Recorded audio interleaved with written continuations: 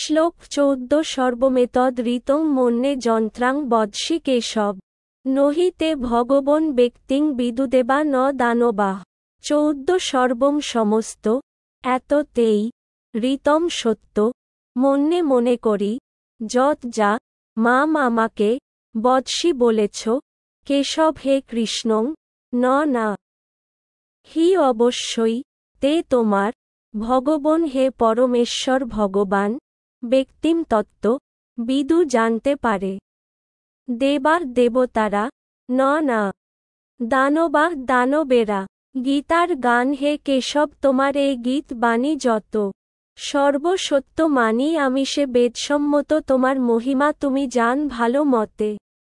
অনন্ত পারে না গাহিতে অনন্ত জিহ্বাতে অনুবাদ হে কেশব তুমি আমাকে যা বলেছ তা আমি সত্য বলে মনে করি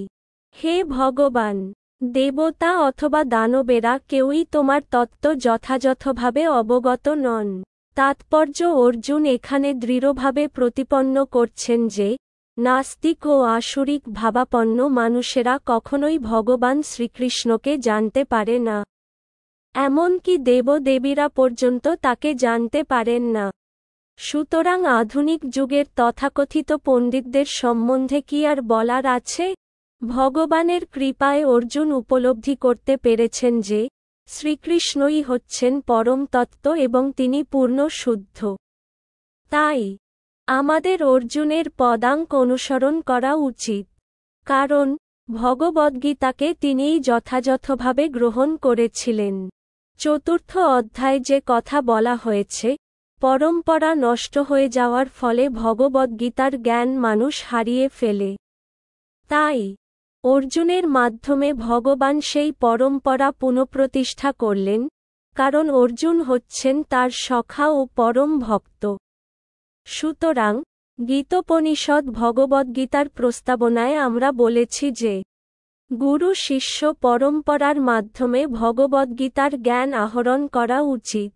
পরম্পরা নষ্ট হয়েছিল বলেই অর্জুনের মাধ্যমে তা পুনরুজ্জীবিত করা হয়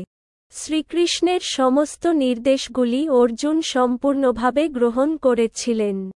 ভগবদ্গীতার যথাযথ অর্থ যদি আমরা উপলব্ধি করতে চাই তাহলে আমাদেরও অর্জুনেরই মতো ভগবানের সব কয়টি নির্দেশ পুঙ্খানুপুঙ্খভাবে গ্রহণ করতে হবে তাহলেই কেবল আমরা শ্রীকৃষ্ণকে পরম পুরুষোত্তম ভগবান বলে জানতে পারব